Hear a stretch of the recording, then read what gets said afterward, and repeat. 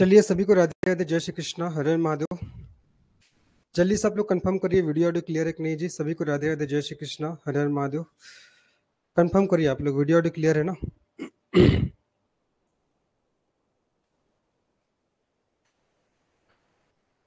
चलो क्लियर है, शुरू करते हैं फिर आज की इस क्लास को हम लोग। तो लास्ट क्लास में हम लोग क्या पढ़े थे? हम लोग पढ़े थे फिजिक्स में हमारा पहला टॉपिक चल रहा था ऑप्टिक्स। ठीक है, फिजिक्स में हमारा पहला टॉपिक चल रहा था ऑप्टिक्स चल रहा था, और कुछ न्यूमेरिकल हम लोग सॉल्व कर रहे थे। और लास्ट क्लास में मैंने आप लोग को क्या पढ़ाया था? मैंने पढ़ाया था किसके बारे में? रेनबो के बारे में पढ़ाया था, इंद्रधनुष के बारे में, है ना। साथ ही साथ मैंने पढ़ाया था आप लोग को रेनबो होता हमारा। और क्या पढ़े थे जब हम लोग लास्ट क्लास में? हाँ, हमने लेंस के बारे में पढ़ा था, आपको कॉन्केव और कॉन्वेक्स लेंस, इसके बारे में हम लोग ने पढ़ा था। तो चलिए फिर उससे आगे के जो टॉपिक्स है उसको हम लोग आगे बढ़ाते हैं। आज एक क्वेश्चन से आज का क्लास का हम लोग शुभारंभ करते हैं। सभी को राधे राधे, जय श्री कृष्णा जी। चलो एक क्वेश्चन से आज की क्लास का शुभारंभ करते हैं। जल्दी से उस क्वेश्चन का आप लोग को आंसर करना है। चलो एक क्वेश्चन इसका आंसर करिए पहले, तो इसके बाद हम पहले न्यूमेरिकल क्वेश्चन सॉल्व कर लेंगे। और आज ही हम लोग एक नया टॉपिक भी शुरू करेंगे, है ना। आज ही हम लोग एक नया टॉपिक पढ़ना भी क्या करेंगे, शुरू करेंगे जी। ठीक है, एक सेकंड ना, थोड़ा सा वेट करेंगे आप लोग। चलिए, तो पहले तो एक क्वेश्चन हम लोग सॉल्व करते हैं। मतलब एक क्वेश्चन मैं आप लोग से पूछ रहा हूँ, उसका आंसर करिएगा। जल्दी से बता दीजिए आप लोग, जो आपका द्वितीयक इंद्रधनुष होता है, द्वितीयक सेकेंडरी जो रेनबो होता है, द्वितीयक द्वितीयक इंद्रधनुष होता है, इसमें कौन सा रंग है वो बॉर्डर में होता है? कौन सा रंग बॉर्डर में होता है? और कौन सा जो रंग है ना वो आपका इनर पोर्शन में होता है, आंतरिक भाग में होता है? जल्दी से बता दीजिए, आपका द्वितीयक इंद्रधनुष के केस में कौन सा कलर बॉर्डर में होगा और कौन सा जो कलर है वो आपका इनर पोर्शन में होता है? जल्दी से बताइए, चलो आंसर करिए फटाफट। चलो हाँ, बैगनी क्या होगा? बैगनी आपका ऊपर में होता है, और लाल क्या होता है? आपका इनर वाले पोर्शन में होता है। बहुत बढ़िया, है ना। बैगनी जो रंग होता है आपका बाहर वाला पोर्शन में होता है, सबसे आउटर लेयर में होगा, और सबसे इनर लेयर में आपका कौन सा रंग होता है? लाल रंग होता है। चलो बहुत बढ़िया जी, है ना। बैगनी ऊपर में और आपका नीचे में क्या होता है? आपका लाल होता है। चलो बहुत बढ़िया। चलिए, तो ये सब आपको मैंने पढ़ा दिया था। अब हम लोग लेंस के रिगार्डिंग कुछ एमसीक्यू सॉल्व करेंगे। एमसीक्यू बोलते हैं, कुछ न्यूमेरिकल क्वेश्चन हम लोग सॉल्व करेंगे। किसके रिगार्डिंग? लेंस के रिगार्डिंग। तो चलिए देखो, हमारा पहला क्वेश्चन दिया हुआ है आपको, जो गिवन डाटा है उसको लिखना है। अगर बात करें, अगर सपोज वो क्वेश्चन है आपका उत्तर लेंस का, तो उत्तर लेंस का ऐसे डायग्राम बनाओगे। अगर है आपका अवतल लेंस, तो ऐसे अवतल लेंस का आप लोग को डायग्राम बनाना है। गिवन जो डाटा है ये आपको लिखना है। और मैंने आपको बताया है लेंस सूत्र क्या होता है आपका, 1/f equal to 1/v minus 1/u होता है। बाकी एफ क्या होता है, वी क्या होता है, यू क्या होता है, ये सब आप लोग को पता ही पता है ना। तो चलिए अब इस क्वेश्चन को आप लोग सॉल्व करिए, है ना। सॉल्व करते हैं इस क्वेश्चन को। हमारा क्वेश्चन क्या है देखिए, हमारा क्वेश्चन है एक वस्तु को 8 सेंटीमीटर फोकल लंबाई वाले उत्तल लेंस से 24 सेंटीमीटर की दूरी पर रखा गया है। प्रतिबिंब कहां बनेगी? बात किसकी हो रही है? उत्तल लेंस की बात हो रही है। बात किसकी हो रही है? उत्तल लेंस की बात हो रही है। तो जल्दी से इस क्वेश्चन को सॉल्व करके बताइए, इस क्वेश्चन का सही आंसर क्या हो सकता है? इस क्वेश्चन का सही आंसर क्या हो सकता है? वापस से मैं क्वेश्चन को पढ़ रहा हूं। एक वस्तु को 8 सेंटीमीटर फोकल लंबाई वाले उत्तल लेंस से 24 सेंटीमीटर की दूरी पर रखा गया है, तो प्रतिबिंब कहां बनेगी ये पूछा जा रहा है। प्रतिबिंब कहां बनेगी? चलो इस क्वेश्चन को बता दूं मैं आप लोग को। इस क्वेश्चन को मैं बना के बताता हूं, उसके बाद नेक्स्ट क्वेश्चन को आप लोग बताइएगा। आप लोग उसको उसको बना के आप लोग उसके आंसर मुझे बताइएगा। क्या बोल रहा है? एकदम गिवन कंडीशंस जो है ना उसके हिसाब से काम करते चलना है। एक वस्तु को 8 सेंटीमीटर फोकल लंबाई वाले उत्तल लेंस, तो सबसे पहले उत्तल लेंस बना लो। ये क्या है? जब आपका एक उत्तल लेंस हो गया, ये उत्तल लेंस हो गया। उत्तल लेंस में क्या होता है? आपका बीच वाला पोर्शन क्या होता है? आपका मोटा होता है, और किनारे वाला पोर्शन आपका पतला होता है। मैंने पढ़ा दिया है, ठीक है। अब उसके बाद इसके सेंटर से हम लोग क्या करेंगे? इसके सेंटर से ऐसे क्या करेंगे? पूरा एक लाइन ड्रॉ कर देंगे, ठीक है।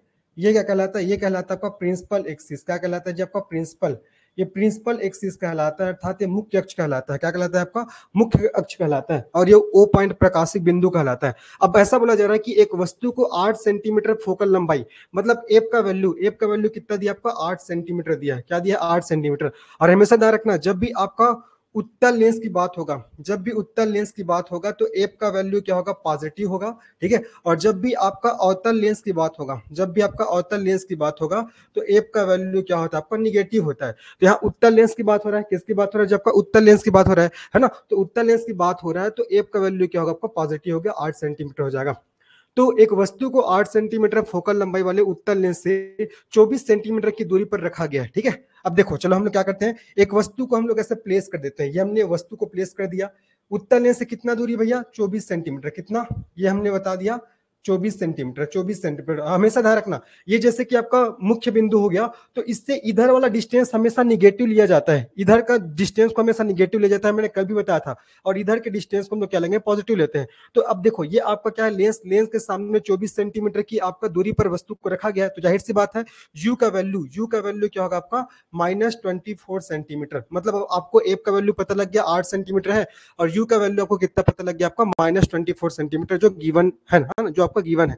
अब आपको करना क्या है, भाई, ये जो आपका लेंस सूत्र है, इसी लेंस सूत्र में आपको क्या करना है, डाटा को पुटअप करने हैं। तो लेंस सूत्र क्या होता है, देखो लेंस सूत्र क्या होता है आपका 1/f equal to 1/v minus 1/u, ये होता है आपका लेंस सूत्र।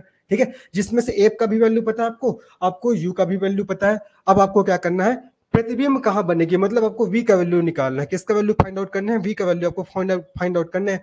तो ये जो आपका फार्मूला है, इसी फार्मूला में डाटा पुटअप करिए, क्या हो जाएगा देखिए, इसमें हम लोग डाटा पुटअप करते हैं तो 1/f का वैल्यू कितना है आपका 8, 1/8 इज इक्वल टू क्या होगा आपका 1/v, जो हमको फाइंड आउट करना है, और माइनस 1/u, u का वैल्यू क्या आपका, देखो u का वैल्यू आपका -24 सेंटीमीटर है ना, तो -1/24 हो जाएगा, तो माइनस माइनस प्लस हो जाएगा, तो 1/8 इक्वल टू क्या आएगा 1/v प्लस आपका 1/24 आएगा। अब आपको क्या करना है, 1/v का वैल्यू चाहिए, तो 1/v इक्वल टू क्या होगा जी, 1/v इक्वल टू क्या होगा आपका, ये 1/8 कर दो माइनस 1/24 कर दो, इधर आ गया। तो अब इन दोनों का एलसीएम निकालिए, जल्दी सब एलसीएम निकाल के बताओ, जल्दी से एलसीएम निकाल के बताओ, इसका सही आंसर कितना आएगा, इसका सही आंसर कितना आएगा। अगर इसका हम लोग एलसीएम निकालेंगे 8 और 24 का, तो कितना आएगा, 8 या 24 कितना, 24 ही आएगा। ठीक है, अब 8 एकम 8, 8 या 24 3 हो जाएगा, माइनस 24 एकम 24 1 हो जाएगा, तो कितना हुआ आपका 2/24 हो गया, तो 2 एकम 2 12। ठीक है, तो यहाँ पास वैल्यू कितना है 1/v इक्वल टू 1/12। तो अगर आपको v का वैल्यू चाहिए, तो v का वैल्यू कितना आएगा आपका 12 सेंटीमीटर, v का वैल्यू कितना आएगा आपका 12 सेंटीमीटर। ठीक है, तो जिसका आपका 12 सेंटीमीटर आया है सबका आंसर सी है, जिसका 12 सेंटीमीटर आया है सबका आंसर सी है। बताओ सिंपल है ना, 6 कैसे आएगा जी, मनीषा साहू जी 6 नहीं आएगा आंसर, 12 आएगा। 6 कैसे आएगा भाई, 12 आएगा ना इसमें तो आंसर, 6 कैसे आएगा जी। ठीक है, 12 सेंटीमीटर आएगा। आगे सबको समझ में, कुछ नहीं था भाई, बस जो गिवन डाटा है ना उसको आपको लिखना है। बस ये ध्यान रखना है कि आपका एफ का वैल्यू आपका किसमें, उत्तल लेंस के केस में पॉजिटिव होता है, और अवतल लेंस के केस में एफ का वैल्यू क्या होता है आपका निगेटिव होता है, और इधर जो भी डिस्टेंस लेंगे वो क्या होगा आपका निगेटिव में होगा। उसी आधार पर आपको इस फार्मूला में डाटा को पुटअप करने हैं, देन आपको आंसर मिल जाएगा। बहुत सिंपल सा क्वेश्चन है, आगे सबको समझ में, जल्दी से कंफर्म करिए। अब इसके बाद का जो मैं क्वेश्चन दूंगा इसको आप लोग को बना के दिखाना है, आप लोग बना के बताओगे ना, इसके बाद तो क्वेश्चन आप लोग बना के बताओगे। चलो ये हो गया, सबसे बन गया, कुमुदनी, आशीष, मनीषा, चलो जी हो गया, सबसे बन गया ना, चंपे जी, चलो बहुत बढ़िया, चलो ठीक है यार, है ना, चलो हो गया। आगे बढ़ते हैं हम लोग, नेक्स्ट प्रश्न पे बढ़ते हैं। ये सबको समझ में आ गया होगा, कुछ नहीं है, जो गिवन डाटा उसको हमने लिखा, और ये फार्मूला, इसी फार्मूला में हमने डाटा को पुटअप किया। और पहले से बता रहा हूँ, इससे ज्यादा आपका टफ लेवल वाले न्यूमेरिकल क्वेश्चंस नहीं पूछे जाएंगे। ठीक है, देखो ये जो मैं क्वेश्चंस करा रहा हूँ आपका एसएससी का, रेलवे का, जेई में, इन सब में जो क्वेश्चंस पूछे गए वही सब आपका क्वेश्चन है जी। ठीक है, चलो आगे बात करते हैं, दूसरा प्रश्न में लोग बढ़ते हैं। दूसरा प्रश्न क्या देखते हैं, चलिए इसको आप लोग, इसका वैल्यू आप लोग बताइए। यदि किसी अवतल लेंस, अब किसकी बात हो रहा है, अवतल लेंस की बात हो रहा है, किसकी बात हो रहा है, अवतल लेंस। तो यदि किसी अवतल लेंस की फोकल लंबाई 15 सेंटीमीटर, मैंने बताया था अवतल लेंस के केस में फोकस दूरी अर्थात फोकल लेंथ का वैल्यू निगेटिव होता है, मैंने बताया था इससे पहले। देखिए यदि किसी अवतल लेंस की फोकल लंबाई 15 सेंटीमीटर है तथा वस्तु लेंस से 30 सेंटीमीटर की दूरी पर रखी गई है, तो प्रतिबिंब की दूरी ज्ञात कीजिए। तो आपको प्रतिबिंब की दूरी ज्ञात करना है, जल्दी से इस क्वेश्चन को आप लोग सॉल्व करिए। इस क्वेश्चन का सही आंसर क्या होगा, मैं जो बताया वही स्टेप को फॉलो करिए। पहले डायग्राम बनाइए, डायग्राम बनाना है किसका, अवतल लेंस का। उसके बाद जो जो डाटा दिया है ना उसके हिसाब से आप उसमें दर्शाते चले चीजों को। चलो बताओ इस क्वेश्चन का सही आंसर क्या हो सकता है। इस क्वेश्चन का आप लोग को सही आंसर करने हैं जी ना, इस क्वेश्चन का आप लोग को सही आंसर करने हैं। चलो सही आंसर करना है, इस क्वेश्चन का सही आंसर क्या होगा।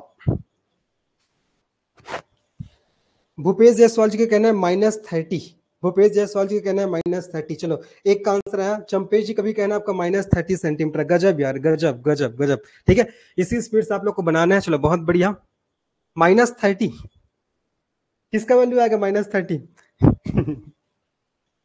चलो सॉल्व करते हैं, सॉल्व करते हैं। आशीष जी का कहना है आपका -30, प्रतिबिंब की दूरी ज्ञात कीजिए। चलो देखते हैं इसका सही आंसर क्या होगा। हम लोग क्या करेंगे, पहले तो अवतल लेंस बनाइए, ये आपने क्या किया, आपने एक अवतल लेंस बनाया है ना, अवतल लेंस बनाया, बीच में क्या है, एक लाइन गया है, बीच में से एक लाइन गया है, इसको क्या बोलते हैं, प्रिंसिपल एक्सिस। ये क्या है जी आपका प्रिंसिपल एक्सिस हो गया है ना, क्या हो गया, प्रिंसिपल एक्सिस हो गया, मुख्य अक्ष हो गया। ठीक है, अब क्या बोल रहा है कि यदि किसी अवतल लेंस की फोकल लंबाई 15 सेंटीमीटर है तो फोकल लंबाई एफ का वैल्यू कितना दिया, 15 सेंटीमीटर। अब ये आपका अवतल लेंस की बात हो रहा है तो एफ का वैल्यू क्या होगा आपका, माइनस हो जाएगा। मैंने बताया था इससे पहले वाले क्वेश्चन में भी कि आपका उत्तल लेंस के केस में एफ का वैल्यू पॉजिटिव होता है और अवतल लेंस के केस में एफ का वैल्यू निगेटिव होता है। तो एफ का वैल्यू आपका -15 सेंटीमीटर तथा वस्तु लेंस से 30 सेंटीमीटर की दूरी पर रखा गया है ना। ये आपका क्या, आपका लेंस है, लेंस से वस्तु है, ये मान लेते हैं हम लोग वस्तु, और लेंस से जो वस्तु है वो कितने आपका 30 सेंटीमीटर, कितना जी आपका ये 30 सेंटीमीटर की दूरी पर रखी गई है, कितना 30 सेंटीमीटर, दैट मींस आपका यू का वैल्यू दिया है। और देखो ये आपका लेंस के इस साइड है, मतलब ये भी क्या होगा आपका निगेटिव होगा, मैंने बोला ना आपका, ये देखो जो आपका सेंटर पॉइंट है, सेंटर पॉइंट के अगर इस साइड होगा जो भी आपका डाटा, जो भी वैल्यू, वो आपका निगेटिव में आपको लेना है। तो यू का वैल्यू क्या होगा आपका -30 सेंटीमीटर, यू का वैल्यू क्या होगा जब आपका -30 सेंटीमीटर। तो प्रतिबिंब की दूरी ज्ञात कीजिए, आपको वी का वैल्यू फाइंड आउट करना है, क्या करना है आपको, वी का वैल्यू क्या करना है, जब आपको फाइंड आउट करना है। देखो हमेशा ध्यान रखना, लेफ्ट में जो भी डाटा रहेगा ना वो आपका निगेटिव में रहेगा, लेफ्ट में रहेगा जो भी डाटा आपका निगेटिव में रहेगा। चलो तो पहले जो -30 वाले कहाँ कहाँ चले गए भैया। चलो अब इसको सॉल्व करते हैं। लेंस सूत्र क्या होता है, लेंस सूत्र, लेंस सूत्र क्या होता है, लेंस सूत्र होता है भैया आपका 1/f equal to 1/v minus 1/u, ये होता है। अब आपको एफ का भी वैल्यू गिवन है, यू का भी वैल्यू गिवन है, किसका वैल्यू फाइंड आउट करने है, वी का वैल्यू फाइंड आउट करने हैं। तो चलो डाटा पुटअप करिए, 1/f, एफ का वैल्यू -15, ठीक है, बराबर 1/v, ये तो आपको चाहिए, और माइनस यू का वैल्यू दिया है आपका -30, तो 1/, यहाँ पास -30 हो जाएगा, तो माइनस माइनस पहले प्लस कर दो, ठीक है। अब यहाँ पास क्या होगा आपका 1/-15 है ना, बराबर 1/v प्लस 1/30 हो जाएगा, ठीक है। अब यहाँ से क्या करना है आपको, 1/v का वैल्यू आपको चाहिए, आपको यहाँ से 1/v का वैल्यू चाहिए, तो क्या करोगे 1/-15 है ना, उसके बाद -1/30, ये देखो ये इधर से इधर आएगा तो प्लस है तो इधर जाएगा तो माइनस हो जाएगा, निगेटिव हो जाएगा।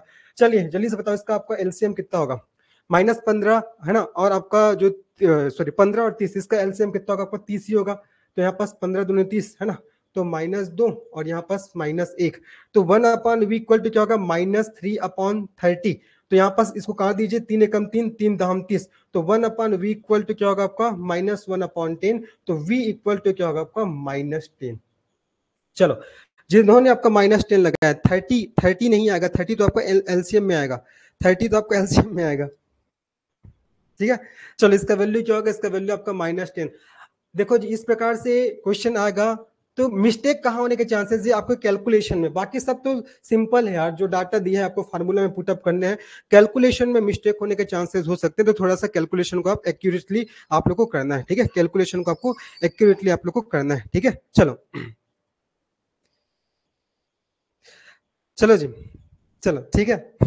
इसका सही आंसर क्या होगा आपका -10 सेंटीमीटर हो जाएगा, क्या आपका -10 सेंटीमीटर हो जाएगा, ठीक है। चलो जी हो जाएगा, आगे बात करते हैं। तो ये आपका दूसरा क्वेश्चन हो गया ना, ये आपका दूसरा क्वेश्चन, तो हमने 2 क्वेश्चन सॉल्व कर लिए, ये भी सॉल्व कर लिए, ये भी इसी प्रकार से क्वेश्चन आएंगे आपके एग्जाम में, इसी प्रकार से क्वेश्चन, बस ध्यान रखना है किसको पॉजिटिव लेना है किसको निगेटिव लेना है। यू का वैल्यू हमेशा रखना, यू का वैल्यू आपको निगेटिव ही लेना है, ठीक है, यू का वैल्यू आपको निगेटिव ही लेना है। एफ का वैल्यू अगर आपका उत्तल लेंस है उसके केस में पॉजिटिव रहेगा, और अगर अवतल लेंस है उसके केस में एफ का वैल्यू क्या होगा जो आपका निगेटिव होगा, ठीक है। चलो आगे बात करते हैं, आगे बात करते हैं, आगे बात करते हैं, ठीक है।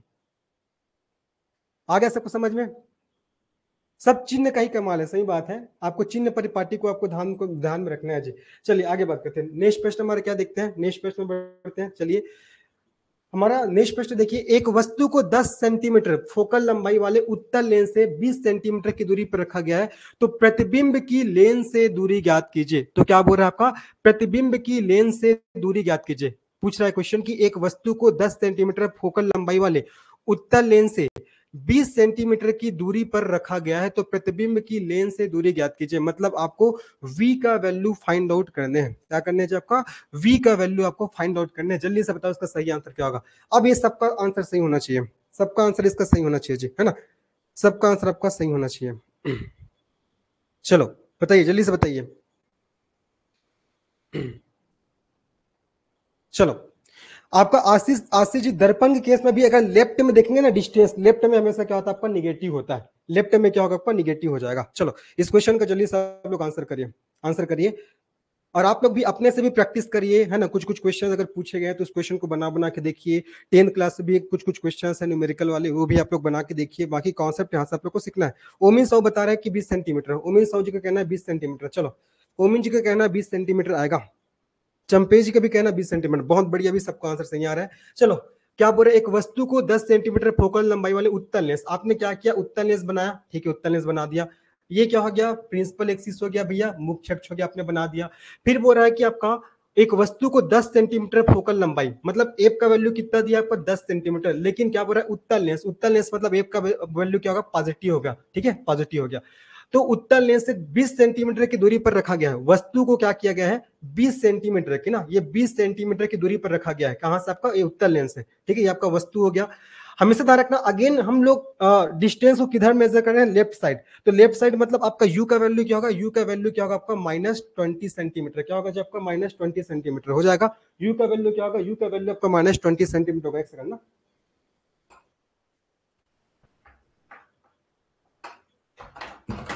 चलो तो u का वैल्यू क्या होगा जी, आपका u का वैल्यू आपका -20 सेंटीमीटर। अब आपको क्या करना है, आपको v का वैल्यू फाइंड आउट करना है, आपको v का वैल्यू फाइंड आउट करना है। जाहिर सी बात है, सीधी सी बात लगा दो, 1/f equal to 1/u, sorry 1/v minus 1/u, है ना। f का भी वैल्यू गिवन है और आपको u का भी वैल्यू गिवन है, यहां से आप v का वैल्यू आसानी से फाइंड आउट कर सकते हो।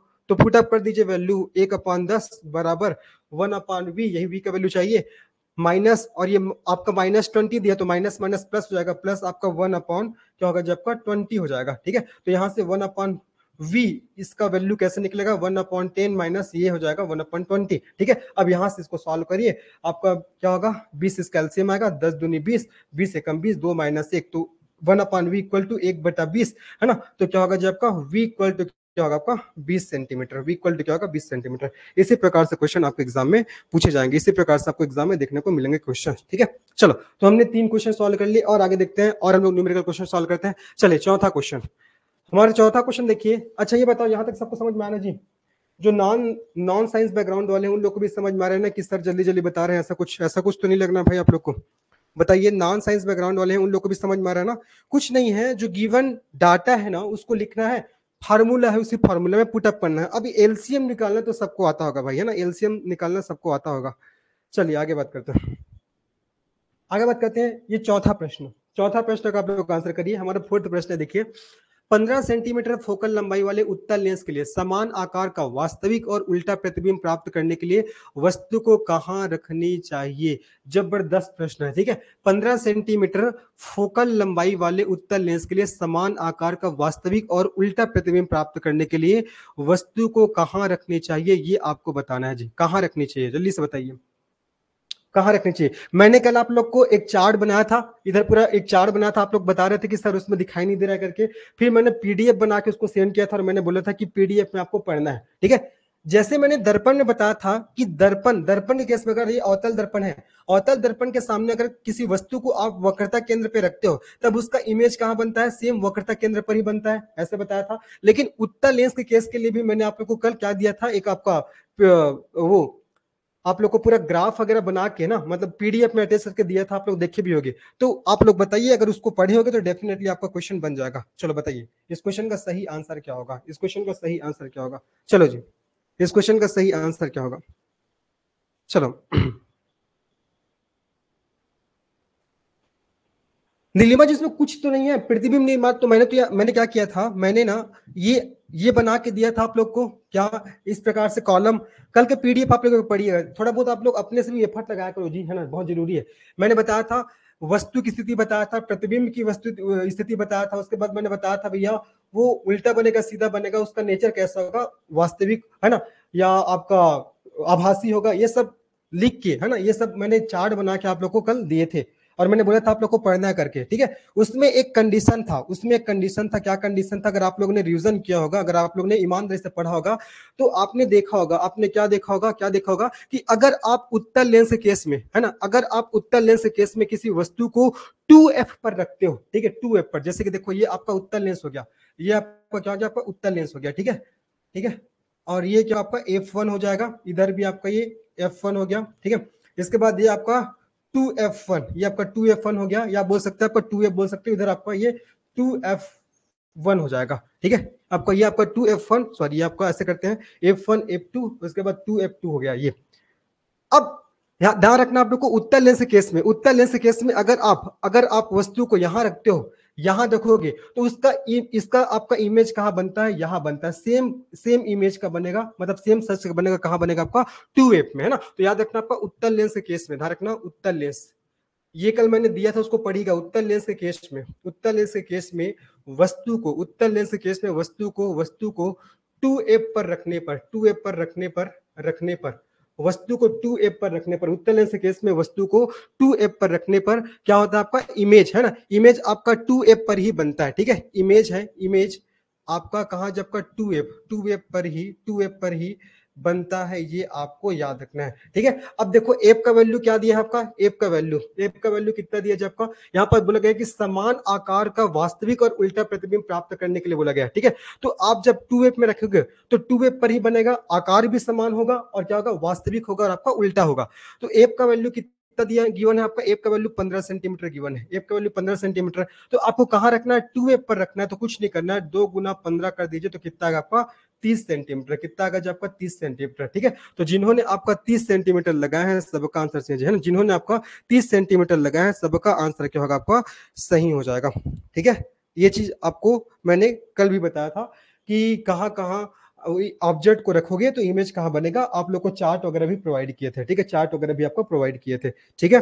चलो नीलिमा जी है ना, एक बार आप और जो कल का मैंने पीडीएफ जो शेयर किया था उसको एक बार और पढ़ के देखिएगा, डेफिनेटली समझ में आ जाएगा चीजें, ठीक है। कुछ नहीं है, बस चार्ट को आपको एक बार पढ़ना है और डायग्राम को बस आपको एक बार देखना है उसके रिगार्डिंग, फिर आप लोग को समझ में आ जाएगा। तो इस क्वेश्चन का सही आंसर क्या होगा, इसका सही आंसर आपका 30 सेंटीमीटर। तो चौथा क्वेश्चन का सही आंसर क्या होगा, जो आपका 30 सेंटीमीटर हो जाएगा, ये आपको याद रखना है।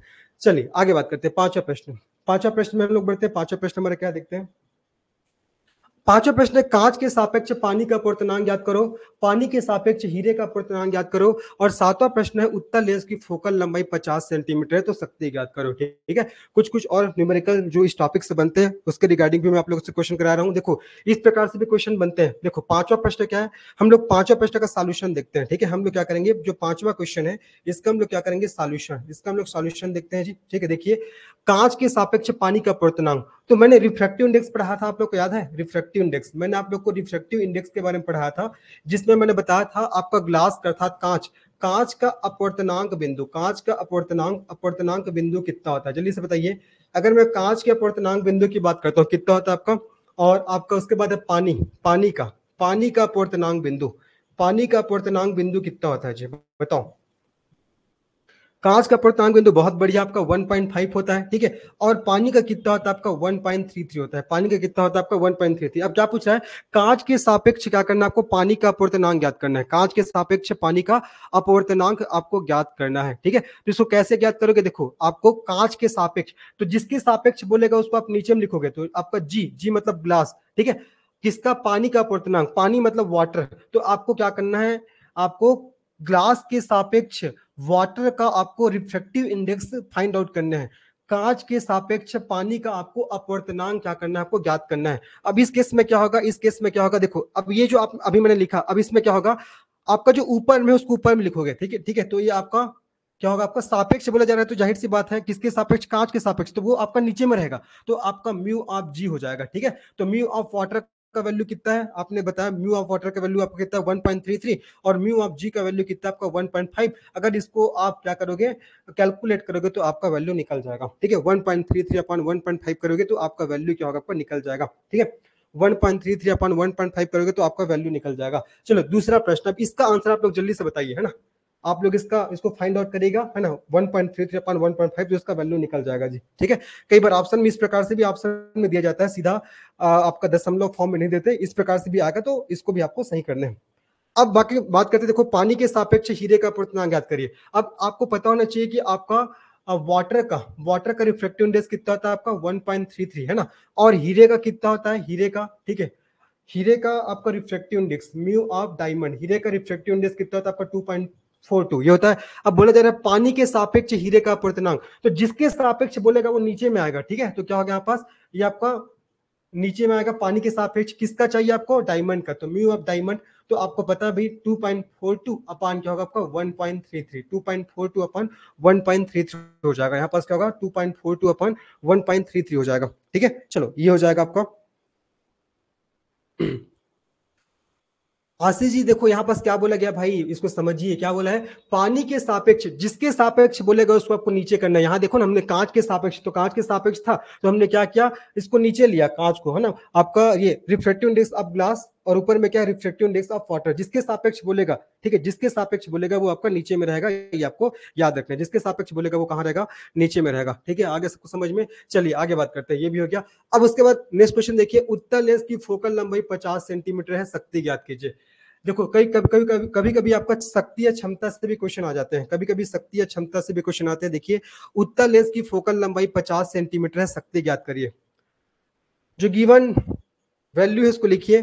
देखो फोकल लंबाई कितना दिया आपका, फोकल लंबाई क्या है जो आपका 50 सेंटीमीटर है, सेंटीमीटर में दिया है ना। देखो उत्तल लेंस की जो आपका फोकल लंबाई एफ इक्वल टू कितना आपका 50 सेंटीमीटर गिवन है। ठीक है, एफ इक्वल टू 50 सेंटीमीटर आपका गिवन है, किसका, आपका उत्तल लेंस का, किसका, जब आपका उत्तल लेंस का गिवन है। ठीक है, अब देखो लेंस की क्षमता बराबर क्या होता है, ठीक है, इसका फार्मूला आप लोग को ध्यान रखना है, लेंस की क्षमता, लेंस की शक्ति, लेंस की शक्ति या बोल सकते हैं क्षमता, इसका फार्मूला क्या होता है आपका 1/f, और f किस में रहेगा आपका, मीटर में रहेगा, 1/f, f किस में रहता है आपका, मीटर में रहेगा। ठीक है, तो देखिए अब आपको f का वैल्यू तो गिवन है कितना 50 सेंटीमीटर, तो कुछ नहीं करना है, लेंस की क्षमता निकालना है, तो क्या करोगे, लेंस की क्षमता, लेंस की क्षमता बराबर क्या हो जाएगा, ये हो जाएगा आपका 1/50 सेंटीमीटर है तो इसको मीटर में कन्वर्ट करोगे तो 0 पॉइंट क्या होगा आपका 5 हो जाएगा। ठीक है, इतना होगा 0.5, तो आपका लेंस की क्षमता, लेंस की क्षमता P इक्वल टू क्या हो जाएगा, इसको P से रिप्रेजेंट करते हैं, है ना, पावर, पावर, तो P इक्वल टू क्या होगा, जब आपका P इक्वल टू अगर इसको करोगे तो कितना आएगा आपका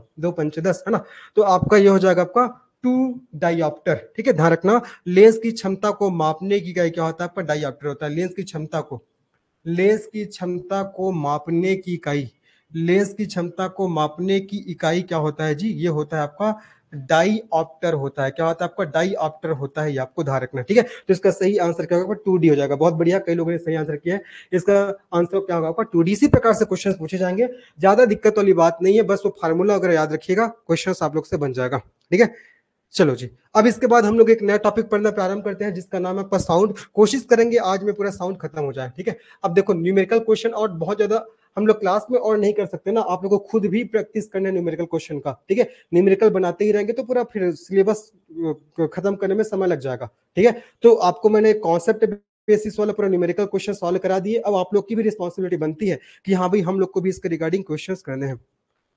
अच्छा, 2D कैसे आया भाई, ऐसे करो ना आशीष जी, ऐसे करिए आप 1/0.5 करो। ठीक है, ये करिए ना जी, आपका 1/0.5 करिए, कैलकुलेटर का भी यूज कर सकते हो, बताओ जी कितना आएगा, अगर 1/0.5 करोगे तो कितना आएगा।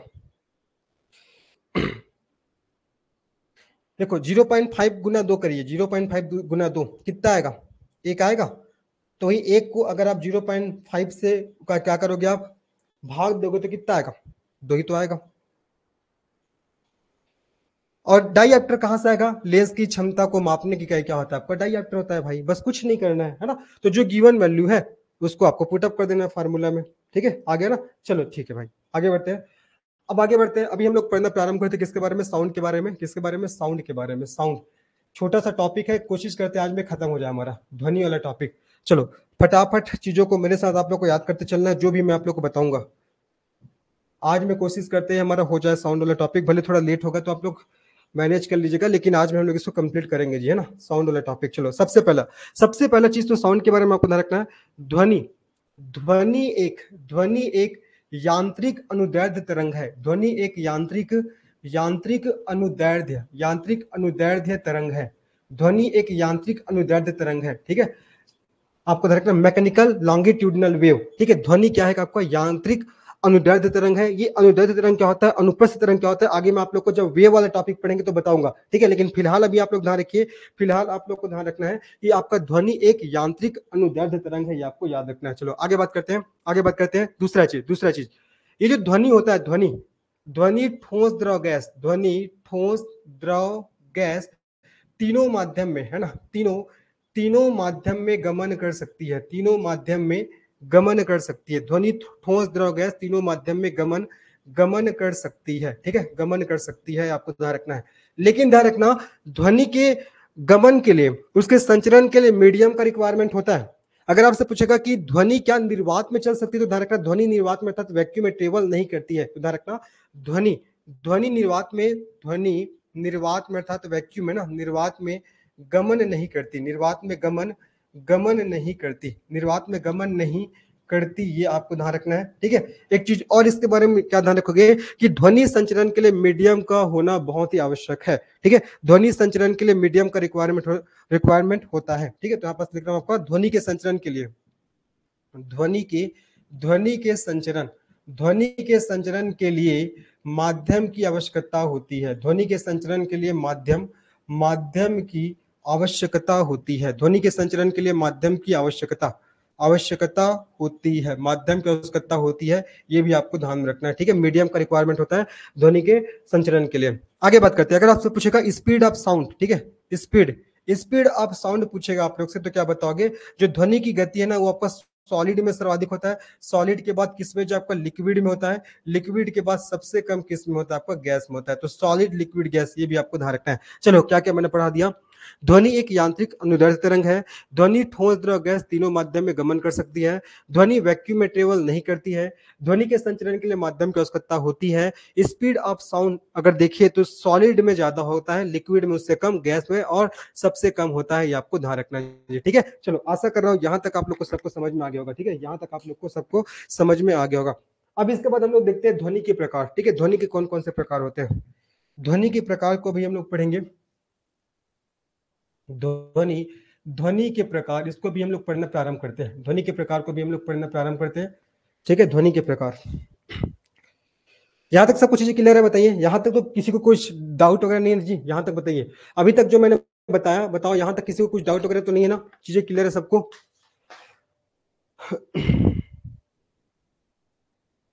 चलो आगे बढ़ते हैं। अब ध्वनि के प्रकार के बारे में बात करते हैं। तो ध्वनि आपका 3 प्रकार का होता है, एकदम टू द पॉइंट बता रहा हूं, इतना करोगे ना तो यहां से क्वेश्चन नहीं छूटने वाला। हाँ, लेकिन आपको चीजों को रिवाइज करना पड़ेगा बार बार।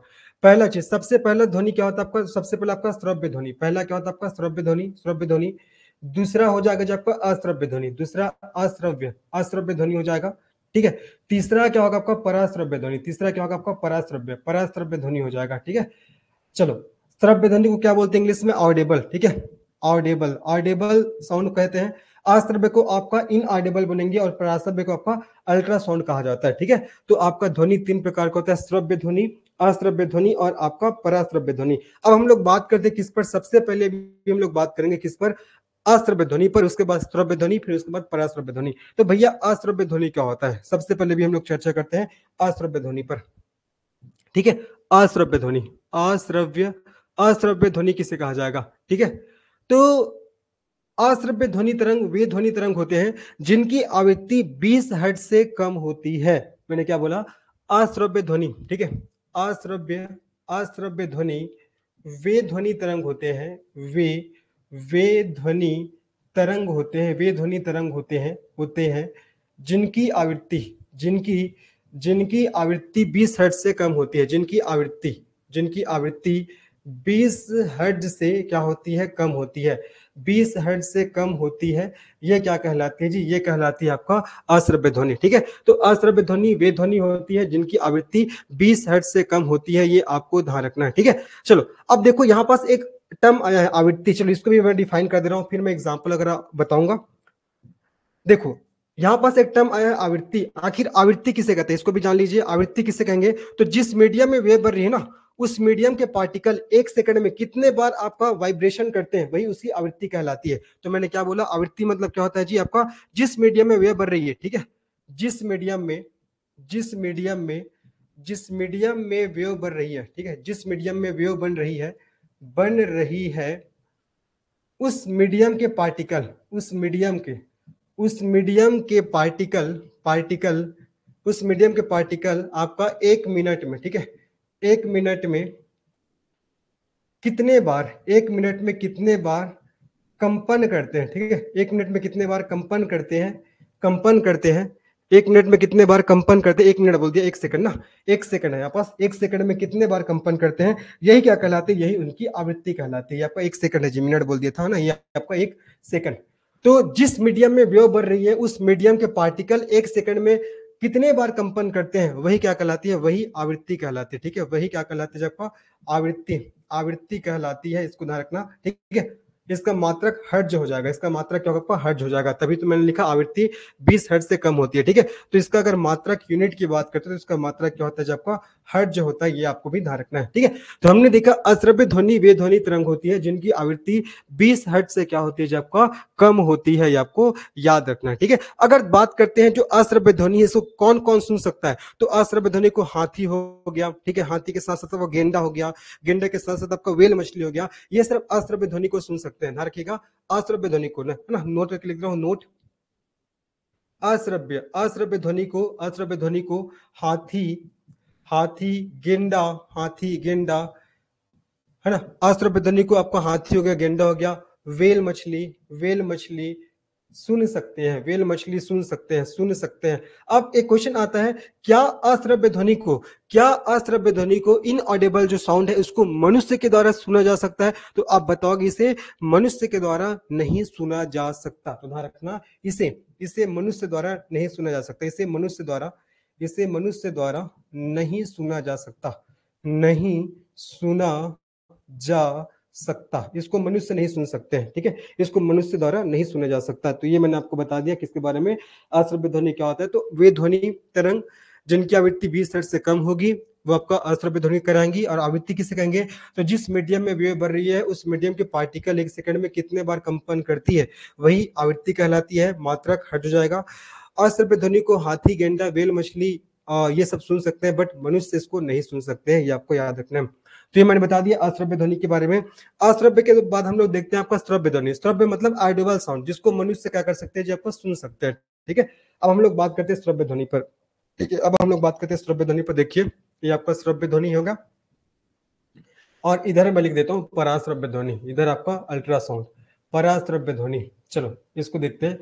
तो आपका श्रव्य ध्वनि क्या होता है, तो वे ध्वनि तरंग जिनकी आवृत्ति 20 हर्ट्ज से लेकर 20,000 हर्ट्ज के मध्य होती है। ठीक है, तो आप बताओगे वे ध्वनि तरंग, वे ध्वनि तरंग, वे ध्वनि तरंग जिनकी आवृत्ति, वे ध्वनि तरंग जिनकी आवृत्ति, जिनकी आवृत्ति, आवृत्ति 20 हर्ट्ज से ना, जिनकी आवृत्ति 20 हर्ट्ज से 20,000, जिनकी आवृत्ति 20 हर्ट्ज से 20,000 हर्ट्ज, हर्ट्ज के मध्य होती है। 20,000 हर्ट्ज के क्या होती है, जब आपका मध्य, मध्य होती है, यही क्या कहलाते हैं, यही आपका श्रव्य ध्वनि। इसे मनुष्य सुन सकता है। ठीक है, इसे मनुष्य, इसे मनुष्य सुन सकता है, इसे मनुष्य सुन सकता है, ये आपको याद रखने हैं।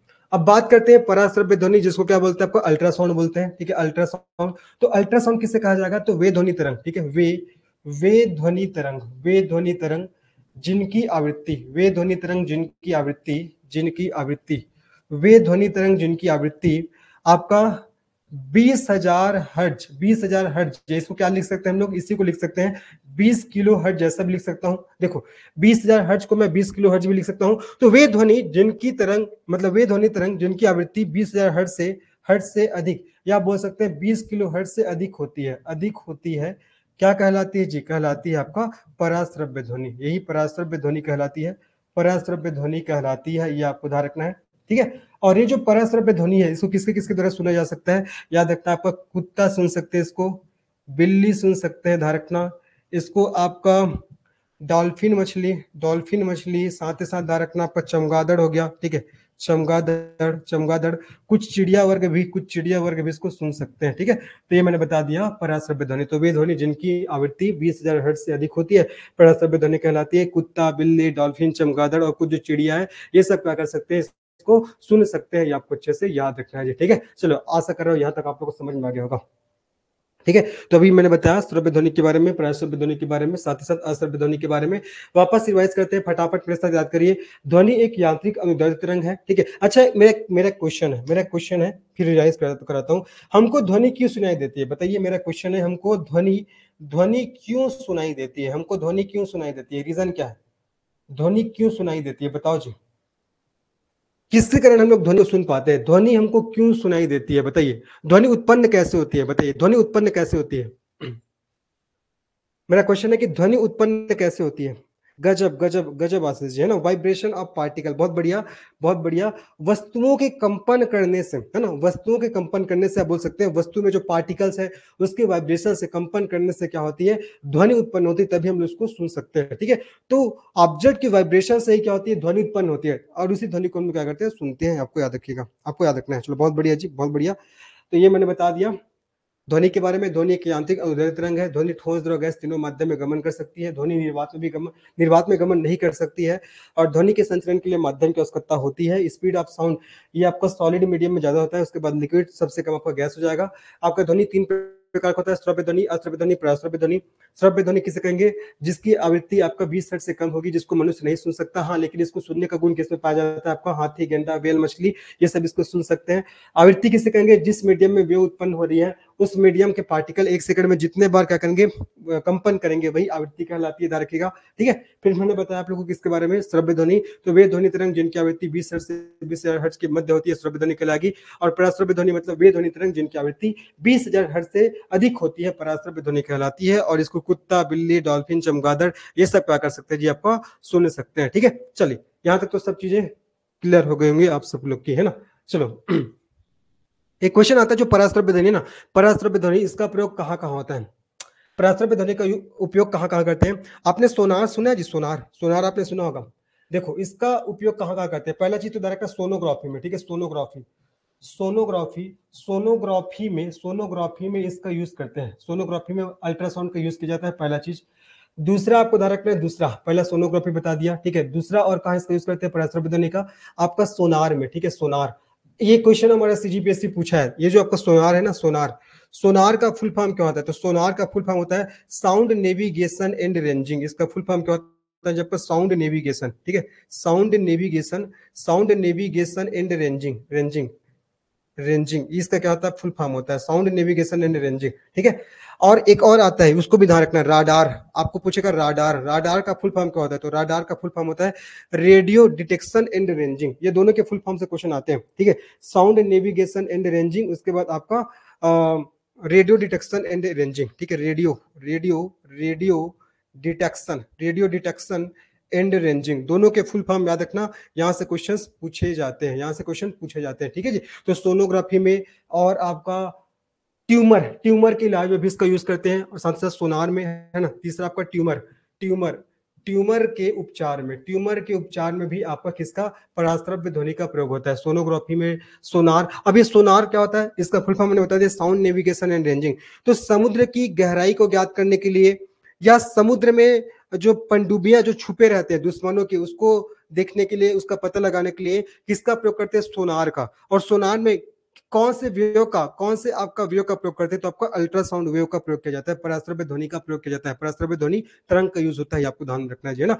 तो पराश्रव्य ध्वनि तरंग का यूज कहाँ कहाँ मैंने बता दिया? सोनोग्राफी में, है ना, सोनार में, साथ साथ ट्यूमर के उपचार। सोनार मतलब ध्यान रखना साउंड नेविगेशन एंड रेंजिंग, तो समुद्र के अंदर जो गहराई में कुछ चीजें होती है उनका पता लगाने के लिए भी इसका प्रयोग करते हैं। साथ ही साथ समुद्र के अंदर कोई पनडुब्बी, दुश्मन की पनडुब्बी छिपी हुई है, तो उसका पता लगाने के लिए भी किसका प्रयोग होता है? आपका सोनार का। और सोनार में किसका प्रयोग होता है? आपका अल्ट्रासाउंड वेव का, अर्थात पराश्रव्य ध्वनि तरंग का यूज होता है। इसको आपको याद रखना है। चलो, तो ये मैंने बता दिया किसके बारे में आप लोग को, श्रव्य और पराश्रव्य ध्वनि क्या होता है। ठीक है, अब इसके बाद हम लोग पढ़ेंगे पिच अर्थात तारत्व।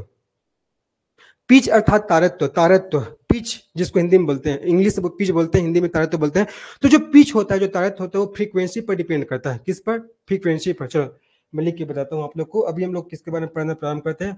आपका तारत्व के बारे में। ठीक है, तारत्व, तारत्व, तारत्व को आपका पिच कहा जाता है। क्या कहा जाता है? आपका पिच कहा जाता है। ठीक है, तो तारत्व, तारत्व फ्रीक्वेंसी पर डिपेंड करता है। तारत्व फ्रीक्वेंसी, फ्रीक्वेंसी, फ्रीक्वेंसी पर डिपेंड करता है। ठीक है, डिपेंड, डिपेंड करता है। क्वेश्चन पहले पूछेगा कि तारत्व किस पर निर्भर करता है, तो ध्यान रखना है फ्रीक्वेंसी पर। फ्रीक्वेंसी को हिंदी में क्या बोलते हैं? आवृत्ति बोलते हैं। ठीक है, तो जो तारत्व है ये किस पर निर्भर करती है, किस पर डिपेंडेंट होती है? तो आपको बताना है फ्रीक्वेंसी पर। किस पर? जो आपका फ्रीक्वेंसी। ठीक है, अगर आपका फ्रीक्वेंसी लो है, अगर फ्रीक्वेंसी लो है तो पिच भी क्या होगा? आपका लो होगा।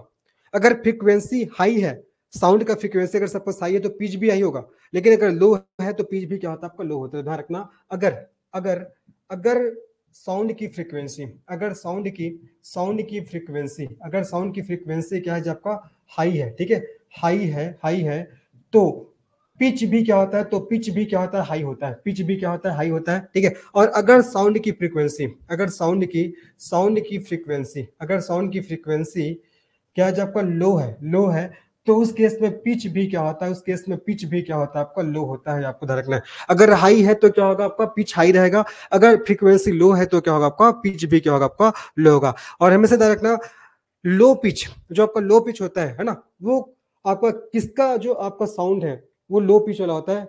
एग्जाम्पल की बात करें तो जो आपका ह्यूमन में, मनुष्य में मेल, ठीक है, जो मेल का जो साउंड होता है, ठीक है, मेल का जो आपका साउंड होगा, है ना, उसमें फ्रीक्वेंसी थोड़ा कम होता है, इसलिए उसका पिच क्या होता है, कम होता है। और जब भी पिच होगा मतलब मोटा आवाज होगा, ठीक है, पिच कम मतलब मोटा आवाज, पिच कम मतलब क्या होता है, जब का मोटा आवाज होता है, जैसे कि आपका मेल वगैरह, है ना, जो पुरुष लोगों के जो आवाज होते हैं ना, वो क्या कैसे होते हैं, मोटे होते हैं। और एक रीजन भी है, पुरुष लोगों में मैंने आप लोग को पढ़ाया भी था, उसके गले के पास आपका एक स्ट्रक्चर पाया जाता है, ठीक है, एक स्ट्रक्चर पाया जाता है जिसको एडम्स एप्पल कहते हैं। वही एडम्स एप्पल क्या करता है, जैसे जैसे उसका उम्र बढ़ता जाता है ना, उसकी आवाज को मोटा करता जाता है। मैंने ये तो बताया था आप लोग को, टेस्टोस्टेरोन नामक हार्मोन आप लोग को पता होगा, टेस्टोस्टेरोन नामक हार्मोन मेल में सेकेंडरी सेक्सुअल कैरेक्टर का विकास करता है, मेल के फेस में दाढ़ी मूंछ का निर्माण करता है, मैंने बताया था, उसके चेस्ट को चौड़ा करता है, ठीक है। और मैंने बताया था यही जो टेस्टोस्टेरोन नामक हार्मोन है, ये आपका मेल के वॉइस को समय के साथ मोटा करता जाता है, ठीक है। तो अगर वॉइस मोटा है, दैट मींस उसमें पिच क्या आपका कम है, पिच क्या है आपका कम है, ये आपको ध्यान रखना है, ठीक है, पिच कम है। बात करते देखो उसके बाद, अगर बात करते हैं आपका, अगर हाई हाई पिच की बात करते हैं तो इसका एग्जांपल आपको, जैसे कि फीमेल का आवाज हो गया, फीमेल का आवाज हो गया, ठीक है, रोते हुए बच्चे का आवाज, रोते हुए बच्चे का आवाज हो गया। साथ ही साथ जैसे मच्छर कान के पास आके एकदम चिल्लाते रहते हैं, भुनभुनाते रहते हैं, देखियोगे, उनका भी आपका हाई पिच होता है। हाई पिच जब भी होगा मतलब पतली आवाज की बात हो रही है, ठीक है, हाई पिच मतलब आपका पतली आवाज, हाई पिच मतलब क्या होगा, जब आपका पतली आवाज, इसको भी आपको ध्यान रखना है। मतलब जो आपका पिच है ना, तारत फ्रीक्वेंसी पर डिपेंड कर रहा है, अगर फ्रीक्वेंसी हाई है तो पिच भी हाई होगा, अगर फ्रीक्वेंसी कम है तो आपका पिच भी कम होगा, ठीक है, याद रखिएगा, पिच भी क्या होगा, जब आपका कम होगा ना। एक सेकंड जस्ट,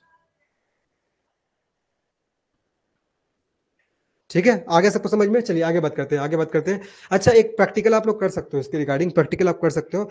आप ना 15 मिनट, ठीक है, आप 15 मिनट, वैसे इतना समय रहता नहीं है, ठीक है, स्पेशली जब आप तैयारी कर रहे हो तो आप 15 मिनट किसी मेल सिंगर के सॉन्ग को सुनिएगा, मेल सिंगर के सॉन्ग आपको सुनना है 15 मिनट।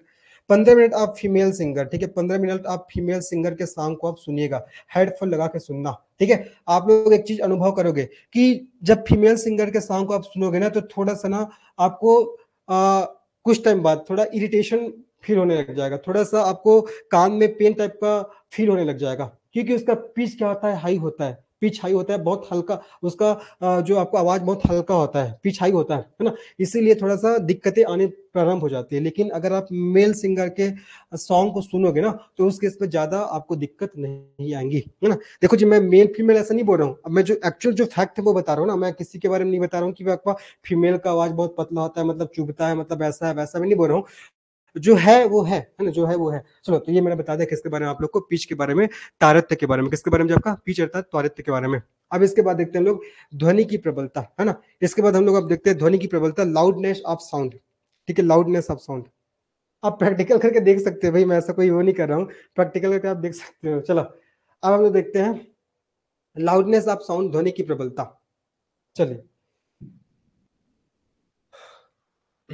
ध्वनि की प्रबलता, इसको हम लोग देखते हैं। अभी तो हमने पिच अर्थात तारत्य के बारे में पढ़ा है, अब इसके बाद देखते हैं हम लोग ध्वनि की प्रबलता, ठीक है, लाउडनेस ऑफ साउंड, ध्वनि की प्रबलता, जिसको इंग्लिश में क्या कहा जाएगा आपका, लाउडनेस ऑफ साउंड, ध्वनि की प्रबलता, लाउडनेस ऑफ साउंड। अब ये होता क्या है, ठीक है, ये होता क्या है, इसको भी हम लोग जानते हैं, लाउडनेस ऑफ साउंड अर्थात ध्वनि की प्रबलता होता क्या है, इसको भी हम लोग जानते हैं, ठीक है। तो ये जो आपका लाउडनेस ऑफ साउंड है, ध्वनि की प्रबलता है, सबसे पहला क्वेश्चन है ये किस पर डिपेंड करता है, तो ध्वनि की प्रबलता ना, ये आपका मैग्नीट्यूड अर्थात आयाम पर निर्भर करता है ध्वनि का। अब ये मैग्नीट्यूड क्या होता है, जब हम लोग वेव वाला टॉपिक पढ़ेंगे तो इसमें आप लोग को बताऊंगा, है ना। जब तरंग वाला टॉपिक पढ़ेंगे तो बताऊंगा वेव लेंथ क्या होता है, तरंग दैर्ध्य क्या होता है। आपने पढ़ा होगा दो स्ट्रिंग और दो गर्त के बीच की जो आपको दूरी को आप क्या बोलते हैं, वेव लेंथ बोलते हैं। ये सब मैं आप लोग को पूरा पढ़ाऊंगा डायग्राम बना के। लेकिन अगर आपसे पूछेगा कि जो ध्वनि की प्रबलता किस पर निर्भर करता है, तो ध्यान रखना ये ध्वनि की जो प्रबलता है, ये आपका ध्वनि की प्रबलता आयाम पर, है ना, कंपन के आयाम पर निर्भर करता है। कंपन के, वाइब्रेशन के, कंपन के आयाम पर, आयाम मतलब मैग्नीट्यूड, कंपन के आयाम पर क्या करता है, निर्भर करता है जी। ठीक है, निर्भर करता है। पहला क्वेश्चन तो ये पूछता है कि आपका लाउडनेस ऑफ साउंड ये किस पर डिपेंड करता है, तो ध्यान रखना ये आपका कंपन के आयाम पर निर्भर करता है, ये आपको याद रखना है। ठीक है, इंपॉर्टेंट है जी। और ध्वनि की प्रबलता को किससे मेजर करते हैं, डेसिबल, आपने सुना भी होगा, तो ध्यान रखिएगा आपका, इसको डेसिबल में मापा जाता है। इसको डेसिबल में मापा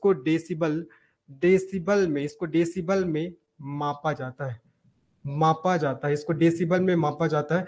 अब एक दो बार क्वेश्चंस पूछे गए थे, जो चीज बता रहा हूं उसको मेरे साथ याद करना है। क्या चीज पूछा गया था, देखिए जी।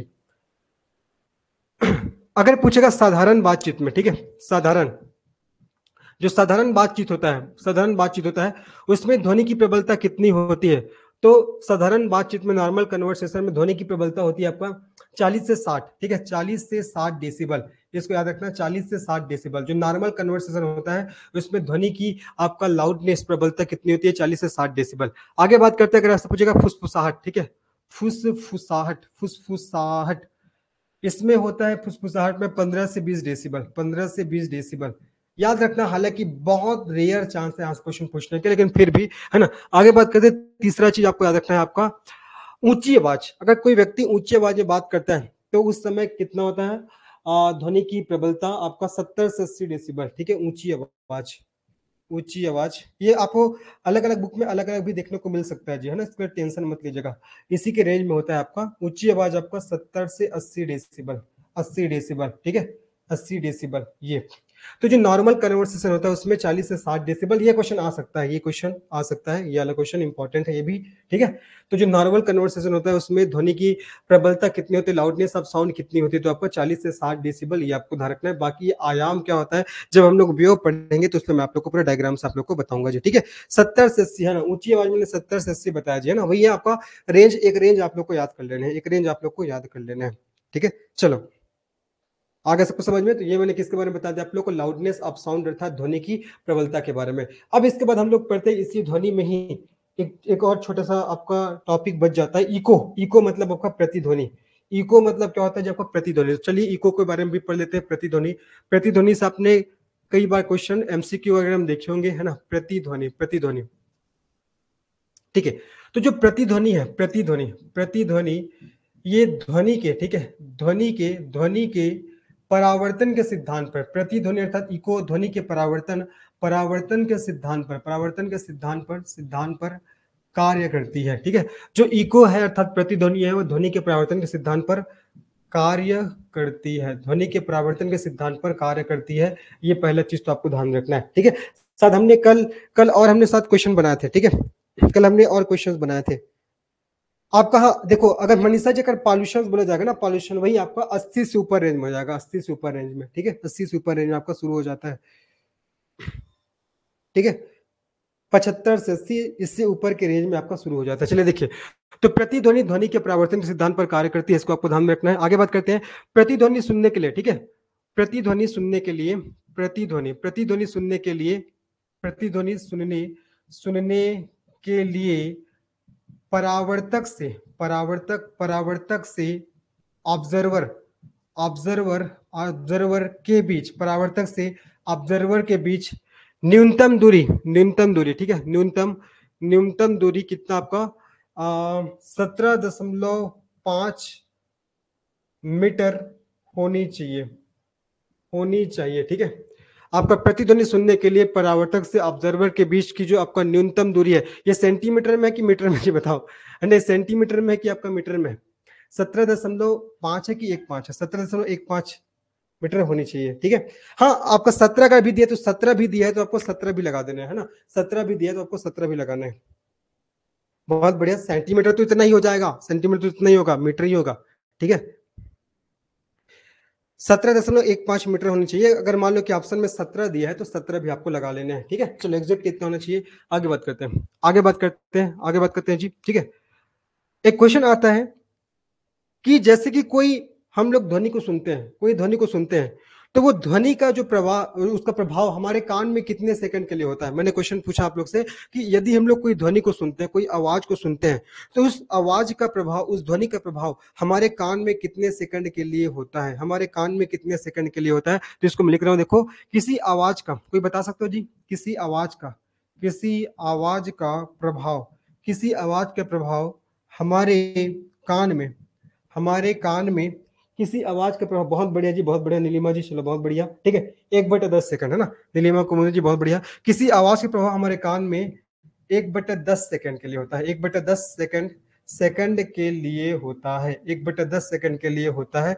ये बात को भी आपको ध्यान रखना है, यहां से भी क्वेश्चन आपको एग्जाम में पूछे गए हैं, ठीक है, पूछे गए हैं, ठीक है। चलो ये हो गया, आशा कर रहा हूं यहां तक समझ में आ गया होगा। चलिए अब इसके बाद देखते हैं भैया किसके बारे में, सोनार के बारे में। अभी मैंने इसका फुल फॉर्म बताया था, वापस लिख रहा हूं।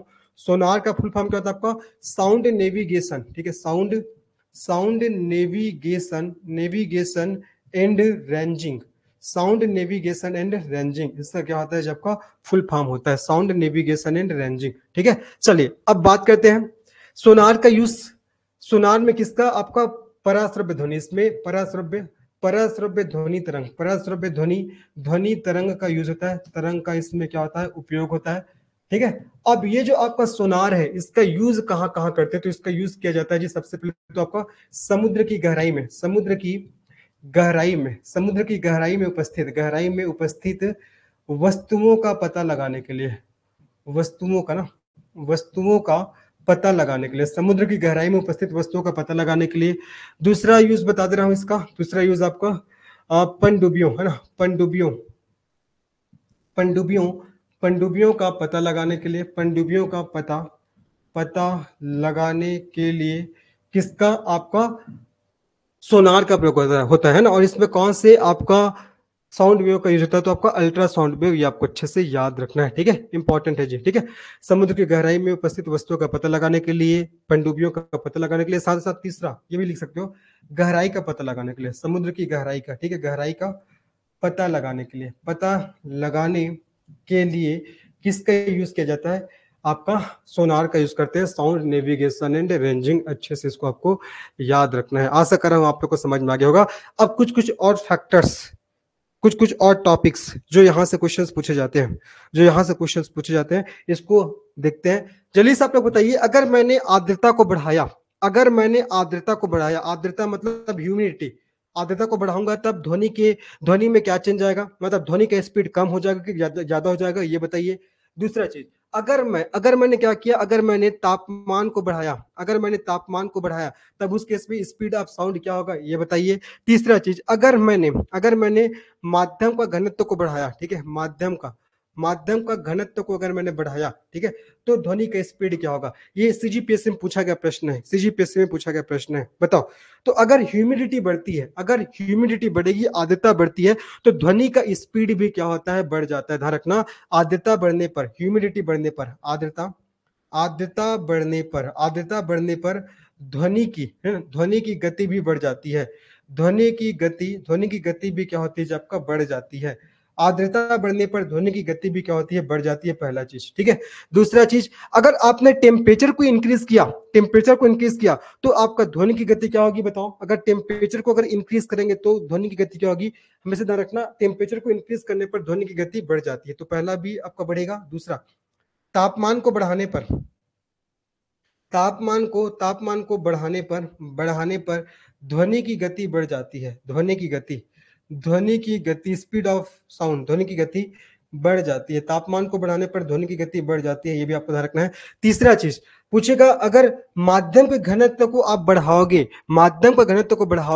तो स्पीड ऑफ साउंड, ध्वनि की गति क्या हो जाती है, आपका कम हो जाती है। ध्यान रखना, अगर माध्यम का घनत्व, ठीक है, माध्यम जैसे कि आपका ध्वनि है वो आपका सॉलिड माध्यम में ट्रेवल कर रही है, ठीक है, तो अगर सॉलिड मीडियम में अगर आप क्या करोगे, उसके डेंसिटी को आप इंक्रीज कर दिए तो उस केस में आपका स्पीड ऑफ साउंड क्या होगा, कम हो जाएगा। ठीक है, तो माध्यम का घनत्व बढ़ने पर, माध्यम का घनत्व घनत्व बढ़ने पर ध्वनि की गति, ध्वनि की जो गति है वो क्या हो जाती है, कम हो जाती है। ध्वनि की गति कम हो जाती है। ठीक है, माध्यम का घनत्व बढ़ने पर ध्वनि की गति क्या हो जाती है, जब कम हो जाती है। ठीक है, इस प्रकार से मैंने अभी आप लोगों को किसके बारे में पढ़ाया, ध्वनि के बारे में पढ़ाया। ध्वनि में इतना ही सब है, जहां से क्वेश्चन आते हैं मैंने पूरा बता दिया। ठीक है, स्पेशली श्रव्य, पराश्रव्य, अश्रव्य, ये सब ध्यान रखिएगा आप लोग, वहां से क्वेश्चन आते हैं। यहाँ से भी आते हैं कि क्या क्या फैक्टर्स है, उस पर क्या क्या प्रभाव पड़ता है। मैंने बताया सोनार का फुल फॉर्म क्या होता है, राडार का फुल फॉर्म क्या होता है, मैंने बताया पिच क्या होता है, तारत्व क्या होता है ना। फिर मैंने बताया आप लोग को इको के बारे में, प्रतिध्वनि के बारे में। ठीक है, फिर हमने देखा लाउडनेस ऑफ साउंड, ध्वनि की प्रबलता। उसके बाद हमने क्या देखा था, ये तो मैंने टाइप पढ़ा दिया था आप लोग को। ठीक है, तो सभी तथ्यों को आप लोग को याद रखना है, सभी तथ्यों को आप लोग को याद रखना है। ठीक है, चलो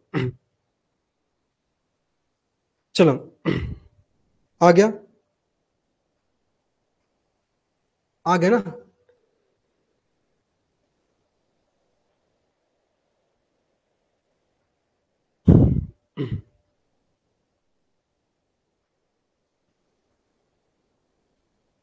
अच्छा अच्छा, एक जितेंद्र जी एक बड़ा क्वेश्चन किए। चलो आप लोग बताओ यार, जितेंद्र जी का क्वेश्चन आया था, दिन के दिन, एक सेकंड ना, कहाँ चला गया, एक सेकंड, क्वेश्चन कहाँ है, जितेंद्र जी का क्वेश्चन आया था यार, दिन के अपेक्षा, हाँ अच्छा, दिन की अपेक्षा रात में ज्यादा दूर तक सुनाई देती है, इसका कारण क्या है। चलिए बताओ यार, अभी तो मैंने बताया रीजन तो वही है, छुपा हुआ है, अभी बताओ। अभी तो मैंने बताया रीजन क्या है, रीजन क्या होगा, बताइए रीजन क्या होगा।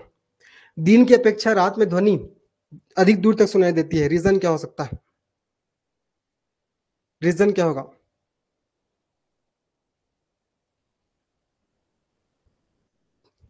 चलो बहुत बढ़िया, बहुत बढ़िया, बहुत बढ़िया। ठीक है, तो वही क्या होगा, आपका रीजन हो जाएगा। ठीक है फिर, है ना, ठीक है फिर, अब हम लोग क्या करेंगे, नेक्स्ट क्लास में हम लोग मिलते हैं।